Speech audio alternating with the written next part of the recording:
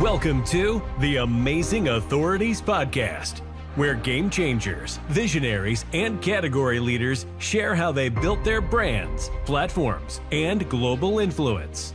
Your host is Mitch Carson, international speaker, media strategist, and creator of the Instant Authority System. If you're ready to learn from those who've done it and want to become the go-to expert in your space, you're in the right place. Our guest today, Clay Moffat, is an amazing authority, and he's got an incredible story, and I only have amazing authorities on the Amazing Authorities podcast. Clay, welcome to the show today. Thanks for having me, sir. Appreciate it. You're most welcome. We are in the same time zone. Now, I've had about 130 guests interviewed. You're the first ever who's been in the same time zone, same country, and neither of us is living in our native country. You being Australian, me being American, we're both in Thailand. Yes, sir. It's a nice place to be. Well, it's awesome to be here because I've lived in 7 countries. I don't know about you, but I'm at the point in my life where I get to live where I choose to live and live the life that I control. And I would imagine, but you could share it, is that similar to how you feel? It used to be, not so much anymore now that I have 2 kids. Up until about 5 years ago, yes, it was very much that way. Now, while there's homeschooling, everything else like that, wonderful, blah, blah, blah, blah, the education's pretty important and need to make decisions based on where we think they will get the best education. And presently, I don't think Phuket, Thailand is the place that's going to get them that best education. Are you contemplating a move back to Oz? No. Okay. I do not want to go back to Australia. I left it for many reasons. And while I miss my family and friends, I just don't really have much interest in going back. So I'm not sure where to next. With the Mrs. Work, it could potentially be Dubai for a few years. They have very excellent schooling there, so they do. That's highly possible. Not really enjoying the idea of moving to Dubai. However, her work will benefit and the kids' school will benefit. So they're pretty big reasons to make a move. What does your wife do? She is the chief revenue officer for a fintech company. Okay. So they're looking to move her to Dubai, or is it another offer that will take you guys there? No, they want to move her to Dubai and help expand the business and grow the business and et cetera, et cetera, et cetera. Because there's obviously a lot more fintech and brokerages and things of that nature in Dubai than there are in Phuket. That would be a yes. If you were to make the move, it would be Bangkok anyway. It wouldn't be Phuket or Singapore, which is, of course, an interesting market. But I think Dubai would be a great hub. I mean, I don't know the particular sector that she in, but let's talk about you. You have endured a lot in your life. I mean, something that we take advantage of is our vision. And you've had to deal with some real challenges there and overcome them. Tell us what you went through. So I don't see it that way, to be fair. I've had issues seeing since I was 10 years old. Oh, okay. I've worn glasses since I was 10. So the issues that I face are it's just part of life, you know? Okay. I will say that when I see people at the age of 50 or 60 plus not wearing glasses and not needing glasses, it just kind of rub a bit of salt in the wound, you know? You're like, man, come on. But in the same breath, to be fair, there are a lot of things that you don't see that kind of even out the playing field. So, for example, those people might have had an abusive father or a mother that committed suicide or a brother that committed suicide, and that impacted them psychologically. And so, I mean, there's so many things that come into the mix. So it might feel like I'm pushing back a little on this. It's because I am. Like, I don't really think I did have a rough go of it. It was definitely challenging, absolutely. But I don't think that, I mean, rough is relative, right? Sure. If I'm going to compare it to kids that are growing up in Afghanistan or Iraq at the moment, I certainly did not have a rough childhood. I had No, nothing. you did not. There's been not a single thing that's been rough in my life. So I got to put things into perspective, and I like to try and do that as often as possible, because then it allows for a sense of gratitude to just be there and exist. And like, you know what, like, look at how good things are, and they really are. It has been absolutely challenging, and losing vision in one eye in 2010 meant that up until I left the oil and gas field, I was in essence living a lie.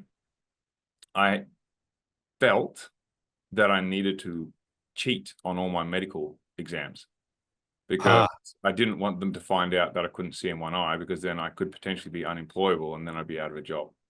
Right. So basically I was living a lie because I had to cheat to keep my job.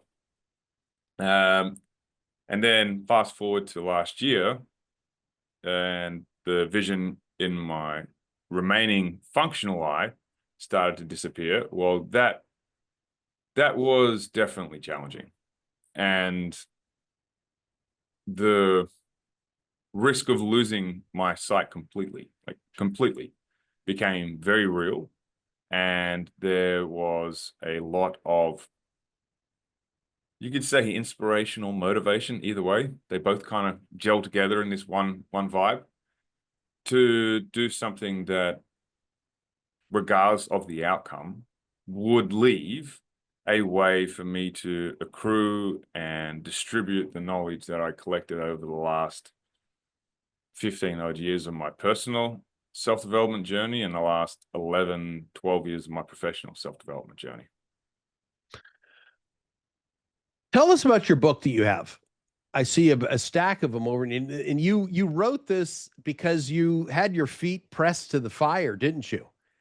So yeah, essentially, when the book came out, so this is the book. Sure. The Trust Trap. Okay. Yeah.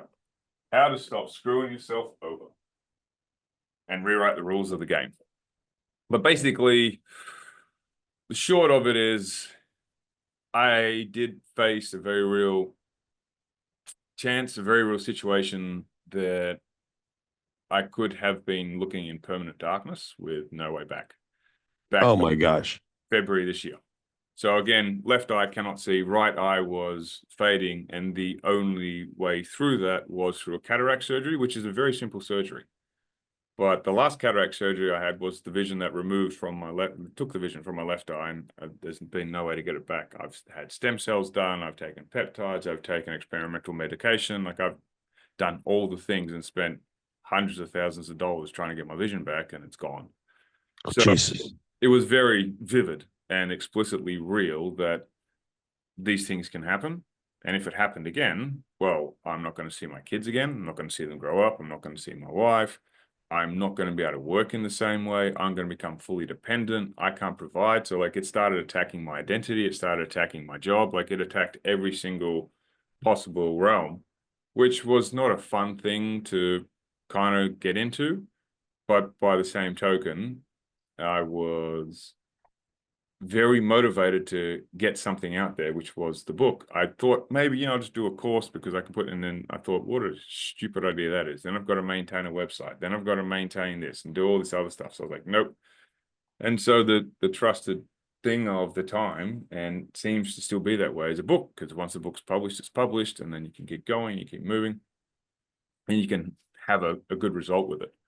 So yeah, I had my feet to the fire, because while it didn't eventuate and the surgery ended up going as perfectly as possible, and I got the best possible result with the surgeon that I chose to work with, it was a very real situation that it might not have gone that way. And that once the book was released, because I released it on the day of my surgery, like that's when it got published, so that regardless of what happened with the surgery, like I would have something to celebrate on that day, whether it was A, I got my sight back, or B, my sight was gone, but I published the book, so I've got something out there. That's great. That's great. I mean, that you've got, this was successful, because I can't imagine a life without seeing. That's tough. I mean, I It's know challenging. Yeah, that's yeah, something you said you grew up with. You always had side issues, and but you've been able to overcome it. You were also in the military for a number of years. How did you Yeah. pass the physical there? So I can pass the physical in the military because at that point in time, I joined when I was 17, so straight out of school. Mm-hmm. While my vision was pretty horrible, it could be corrected. And because it could be corrected, it was passable. It's only a point where if your vision can't be corrected, and that's when you'd be labeled as legally blind. Even you can still see color, you can't get it corrected, so you're legally blind. Then that becomes an issue. But because it could be corrected through a prescription, it was okay. And how long did you serve in the military? 7.5 years. And were you half years? Okay, so did you leave earlier than you wanted to or expected, or No, I stayed longer than I wanted to. I was kind of over it after about 3 years, and then I signed on again to go to Iraq, and then I walked off the ship the day we pulled back into Australia, and then I didn't return. you'd had enough, huh? Yeah, and I was a very interesting character back then. I was what some would call an asshole. So, and entitled and selfish and immature and a victim. As sad as it is, those would be all things that you could equally label me with back then. Well, and it sounds like you've grown since. Well, people say you should be glad that you've done it now. Some people never grow up. And I'm like, okay, well, maybe they don't. I just, knowing what I know now, that just be such a waste of a life, you know? Okay. Well, were you married back then? No, no. I was with it's a very strange time. I was with a girl while I was in Iraq. We came back. I ended up breaking up with her and then went and did something else. And so, no, I definitely wasn't married back then. The first time I got married was in 2015. So Okay. this is like 10 years before that when I got out of the Navy. Got it. Got it. So now you have a wife and got two kids and you got a different life today. Yeah, that's definitely one way of looking at it. Absolutely. It's a very different life. It's a very different focus. Well, no, we were talking about your kids and where you're going to school them, and it sounds like that's a priority, and Yeah. focus as a parent. Yeah, well, I Yeah. think it's like, for me personally, that's one of the biggest responsibilities, right? To be able to provide my kids a better start, a better foundation than what my parents gave me. And my parents set the bar pretty high. Oh, So, which is so strange that they did as much as they did for me. And I ended up going so far off the rails that I need to come back in as hard as I need to come back in. But they set the bar pretty high. They were very loving. They were there as much as they could be. They took me to all the specialists to try and help me with all these things that I was going through. So they did a lot of things, and they gave me opportunities. They sacrificed a heck of a lot of money to send me to one of the fanciest private schools in Perth, which of course I wasted and pissed away against the wall. mm. As some immature little victim 15-year-old kid will do. But they put a lot into it, and so they've set the standard very high. And so when making moves about, okay, what we're going to do with the kids, that's a very real possibility. Now, I don't necessarily want my kids to go to college. I know it's a huge thing in the US. So you got to send your kids to college. They've got to be this. In Australia, it's not like that at all. Oh, No, oh, complete opposite. Like, you can do very well without going to university. So we don't call it college, we just call it university. right, You right. can go to a polytechnic college, which is like where you get your trade, you get your apprenticeship, Sure, sure. and do extremely well. There are a lot of electricians that are sitting on over 150 grand a year. Wow. Because there was such an emphasis on sending on everyone to university that there was no one to do any of the trades. So now Right. the Plumbers trades are do in well in America. Plumbers. Yep. Right. And it's fine. It's not a problem. because who wants to clean up shit at the end of the day? No one. So if you've only got like 10 guys out of 2,000 that are A, qualified to do it and B, willing to do it, they're going to get paid pretty handsomely. Now, I'm not suggesting that I want my son to go and become a plumber. What I am suggesting is the whole education point becomes, okay, like you've got options. And now you've got options and room to move. So choose. If you want to go down the route of an Ivy League school, you can go down that route. If you want to go down the route of flipping burgers at McDonald's, it's not really my cup of tea, but if that's really what you want to do and that's where you want to go spend your life, go do it. You know, just be the best burger flipper. Yeah, that's right. You better be the best burger flipper at McDonald's, mate. I tell you better get that burger flipping award. So now, what about your wife? Does she share that same thought? Is she Australian, your wife? No, she is Belarusian. Belarusian. Okay. Yeah. And does she have the same view on education, or is it different? So she comes from, she was a straight A student. She was a geek. I always give her a hard time about that. She was very smart. It still is very smart. Very accomplished. Has multiple degrees. She very much values education. Okay. We have differences on how the education should be delivered. Okay. But very much education is very, very important. And agrees that it should be a focus point. Didn't realize that I would actually move to a certain place just for the kids' education, if it's of a good enough quality. And I think the reason for that is because she just did not know how much I think it will play an important role in how successful the kids will be. And there are people that say, you know what, the networking opportunities that come from being raised in the school with the right kids, and they'll give you this opportunity. I'm like, I went to a really fancy school and I've had not one opportunity given to me or one network introduction that's been made. Now, granted, I also left Perth very early on and disappeared. So I've got friends. The guy I went to school with is one of the heads of international banking for Barclays in the UK. Another one of my friends, I've got nothing to offer him. He's got nothing to offer me. It's great. Yeah, I know this guy, wonderful, but doesn't do anything. But that being said, I think the foundational level, the core level, like the primary grades and the foundation, if you get that right, it makes the rest of high school and college easier. And so that's what I'm looking for. And we're not currently getting that in Phuket. And so that's where I'm looking for a school that can really help both my kids excel and get a firm grasp on logic, on critical thinking, on problem solving, on social and emotional awareness. Because a lot of people focus on you need critical thinking. A lot of people focus on that you need problem solving. And I think those two things are massively important, but they are useless without social and emotional awareness. You can be the best critical thinker and the best problem solver in the world, but if you can't regulate your own emotions, you get triggered by everyone else, you're going to be useless to anyone because you won't be able to interact with other people. And if you can't interact with other people, I mean, this may all be completely irrelevant in 10 years with AI, right?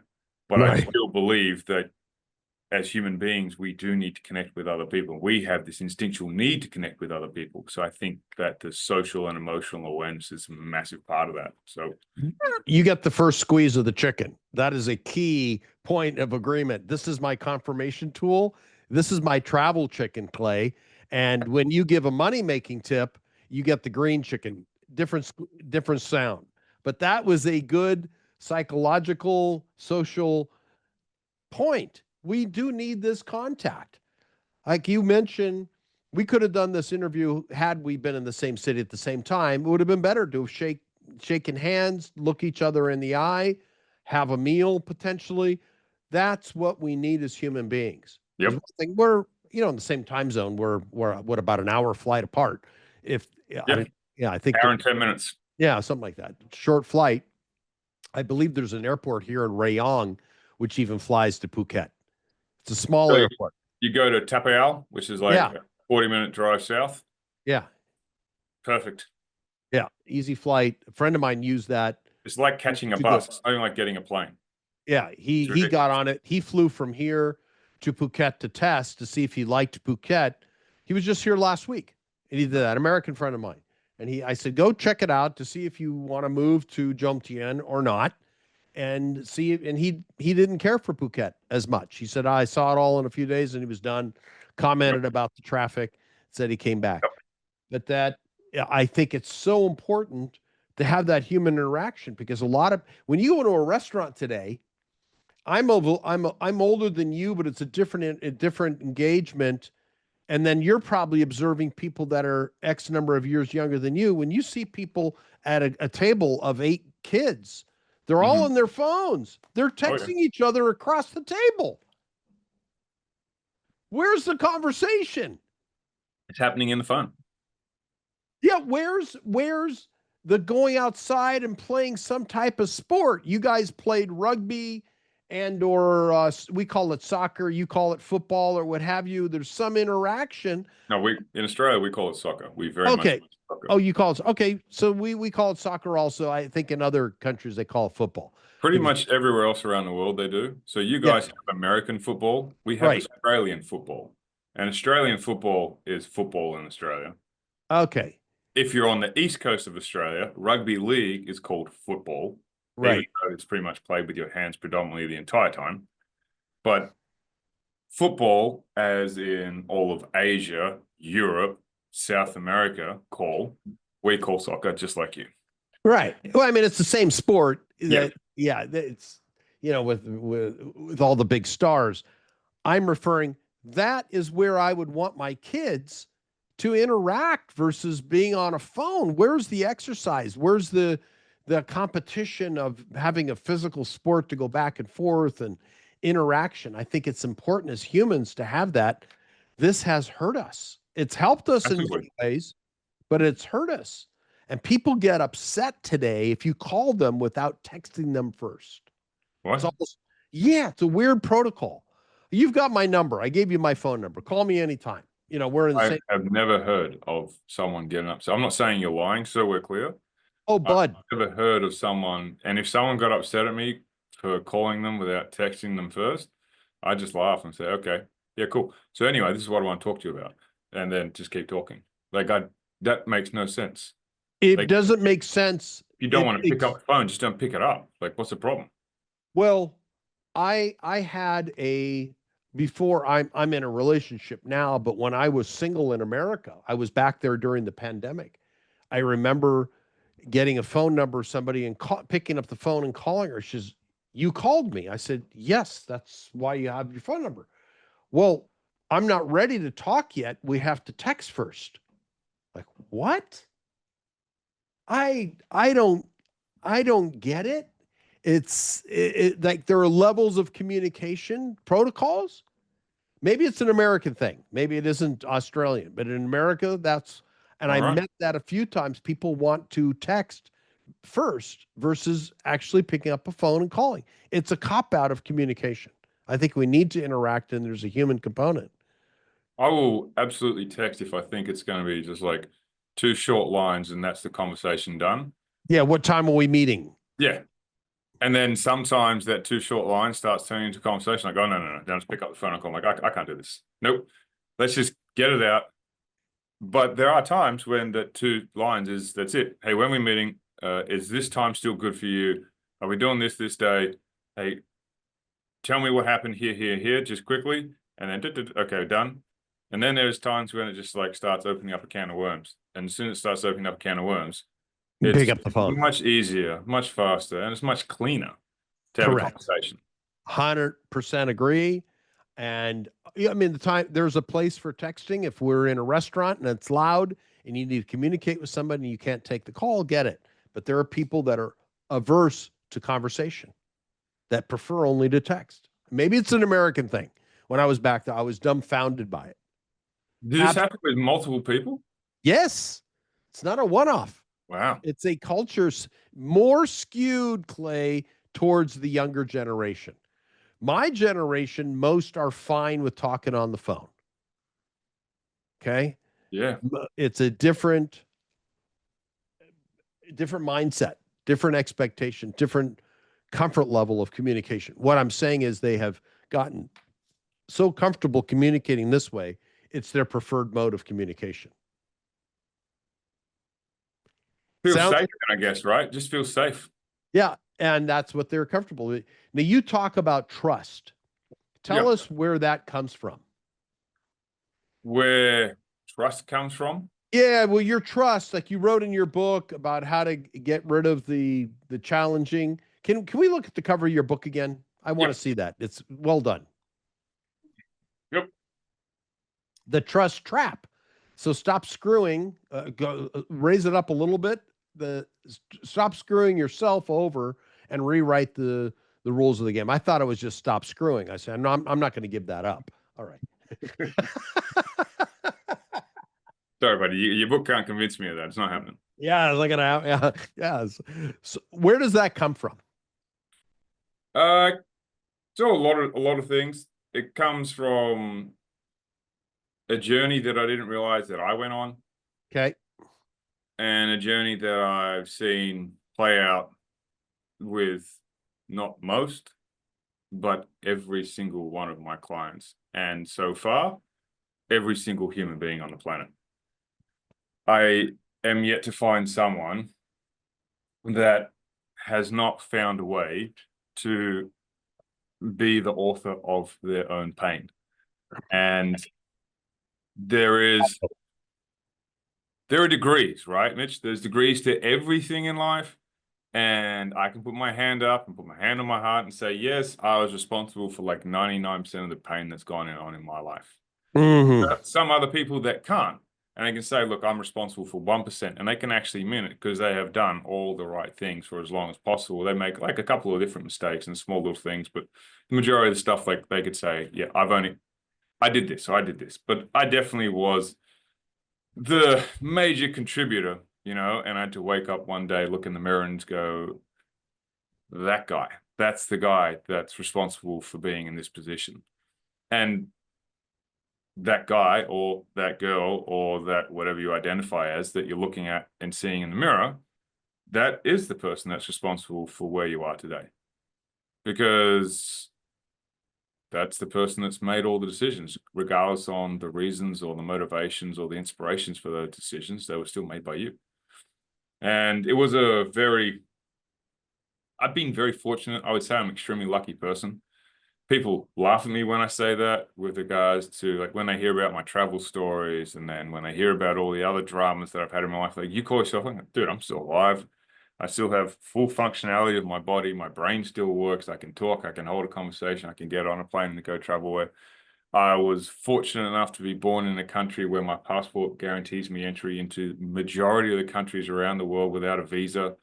Now, living with someone who comes from a country that doesn't allow that, the level of freedom that I have that my wife does not have is just incredible. And you just don't know these things, right? Until you experience it. Yeah. People talk about what was it? White privilege. Right. Passport privilege is a real thing. Passport privilege is a real damn thing, right? It is. It is. And so this whole trust phenomenon, this whole idea, it started coming down to understanding the neuroscience of trust and how trust actually functions as a mechanism inside the brain. And it's a loophole. It's a shortcut. It's a heuristic that we have.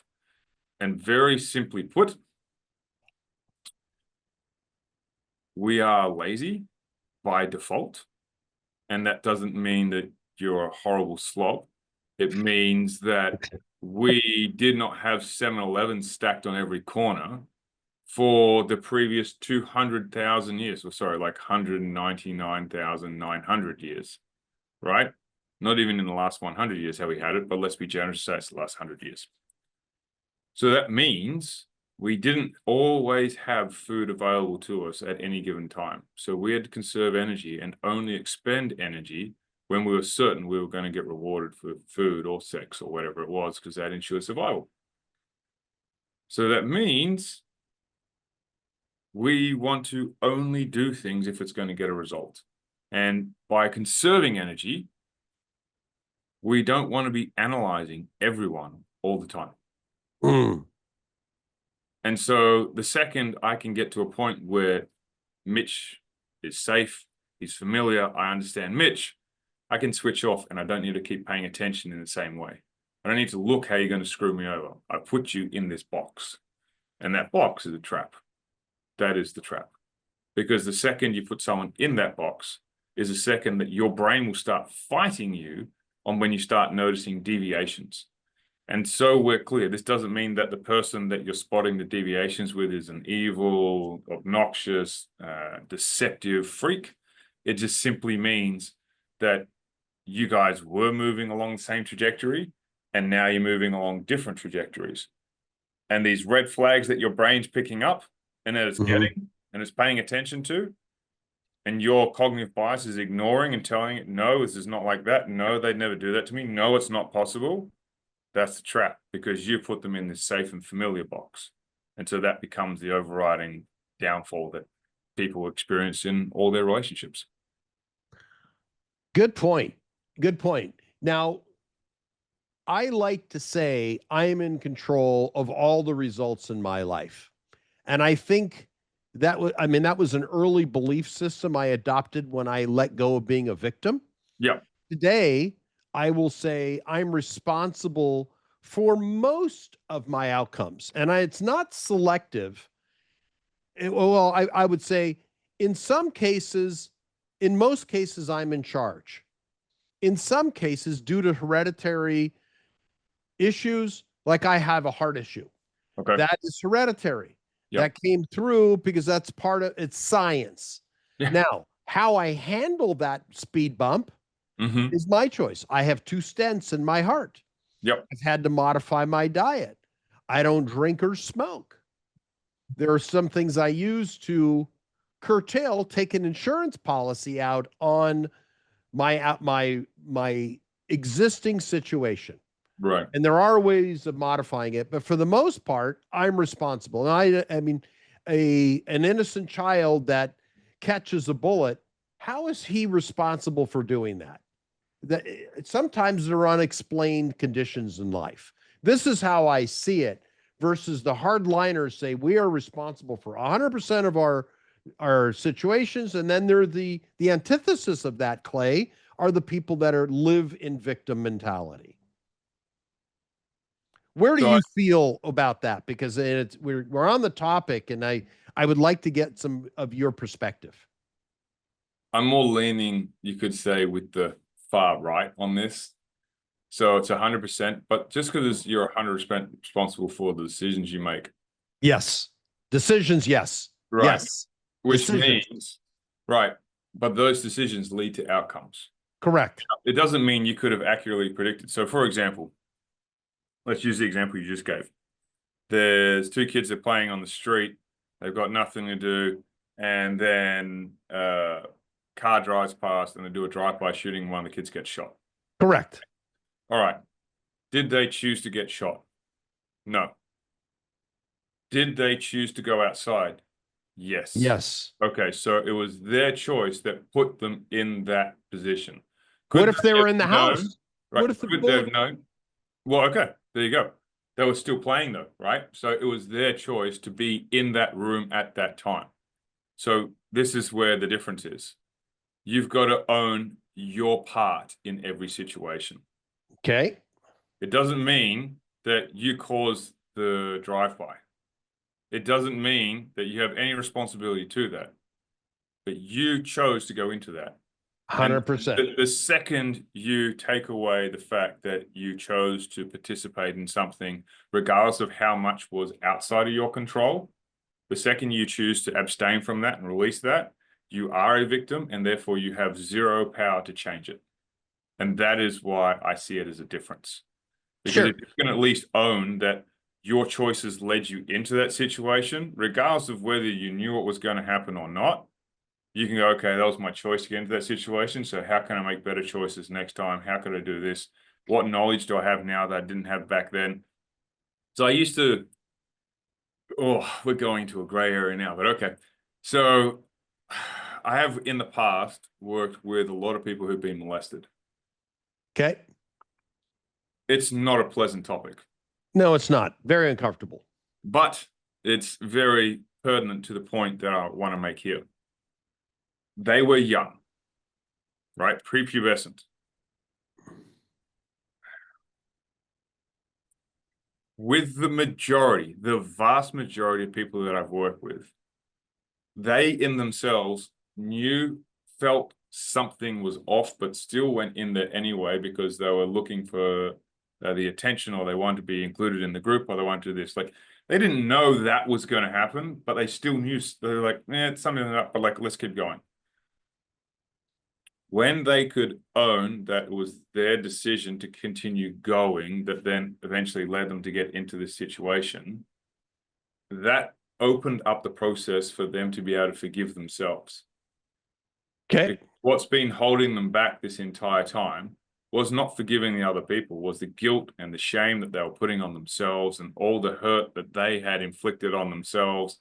And if I'd only known better, if I'd only listened to this, if I'd only done this. So when you come from a place where you remove that from someone, to me, from my experience, from what I've seen, you remove their ability to heal and move past it. And that's a very dangerous way to be.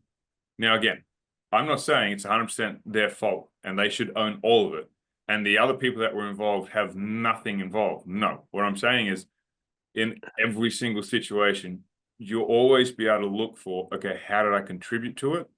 And then own just that part. Don't own the whole thing. Own how you the outcome you may not necessarily be responsible. Yeah. That's a very good distinction. And I'm glad we talked about that, because I'm an alcoholic, a recovered one. Yep. My outcome is I'm an alcoholic. Now I've been able to change my behavior. I no longer drink. I don't drink. I haven't had a drink in 41 years. Congratulations. And because of thank you. It's my biggest achievement in life, because all of my success mushroomed out of me making that conscious choice not to pollute my body because I can't control it. It's my kryptonite. Yeah. Mitch thinks of himself as Superman, or used to, but kryptonite brought me to my knees. Oh, yeah. Liquor was my kryptonite. It was my absolute kryptonite. Can't control it, man. One drink led to 15. And then my outcome was jail, or a fight that I don't remember getting in, waking up with Susie, whom I don't remember at all, and et cetera, et cetera. I don't want to get too intimate, but I've got some embarrassing outcomes as a result of poor choices that I made. Sounds like we have a very similar history. Yeah. And I have made some very poor choices. Yeah. And I paid for it. And I take responsibility for it. And yet there are the situations of, I didn't choose to have this life of my parents that might have been the ones that directed me or led me to becoming alcoholic. Yep. It's what I was served, but what I did with it after is my choice. Right. Exactly. So we can do that. Jason, Clayton, Jason, I was thinking of Jason Bourne. I had this image of him being cool. All of a sudden, well, it's Clayton Bourne. We could have done that, but it's Clayton Moffat. It's Clayton Moffat. How do people get in touch with you? The easiest way, or the most direct way, is my email, which is go@claymoffat.com. But then the most prominent way is on X, which is, I've got to remember this, @MoffatClay, I think. @MoffatClay.com. Yeah. So, but if they punch in... No. Like, if you punch in on X, you type in @MoffatClay, then it'll come up with my username, handle, or whatever it is that comes up. I can't remember. Okay. Tag. Okay, @MoffatClay, but email is best. Okay. In order to get in touch with you. Now, who are the clients that you work with? So the people that I've had the most resounding success with are people that identify themselves as blue-collar business owners, which is very interesting to me. And the majority of them run refurbishment companies. So they're either general contractors, they're roofing companies, they're plumbers, they're mechanics. Okay. They're guys that... Trades guys that have built their own business, salt of the earth kind of people, and then just seem to be hitting revenue blocks. They seem to be losing people. They seem to be like, they can't get past this certain growth factor. And a lot of the times, their personal systems are limiting their professional systems. And so we modify and then watch it just go crazy. Awesome. Well, Clayton, you've been a great guest today. I've enjoyed our conversation. We've touched on a few topics, and your book is available on Amazon, I presume? Yes, sir. It is. It's available on Okay. Amazon. All right. So they'll know where to go to get your book, and you've been a great guest. I look forward to one day being able to shake your hand in person. Since we're in Thailand, we'll have to do this again in the future. Sounds like a plan, Mitch. I appreciate it. Thank you. Thank you. Thanks for tuning in to the Amazing Authorities Podcast. If today's episode inspired you, take a moment to subscribe, rate, and leave a review. It helps more experts like you rise to the top. For behind-the-scenes access and free resources to boost your authority, head to MitchCarson.com. Until next time, stay amazing.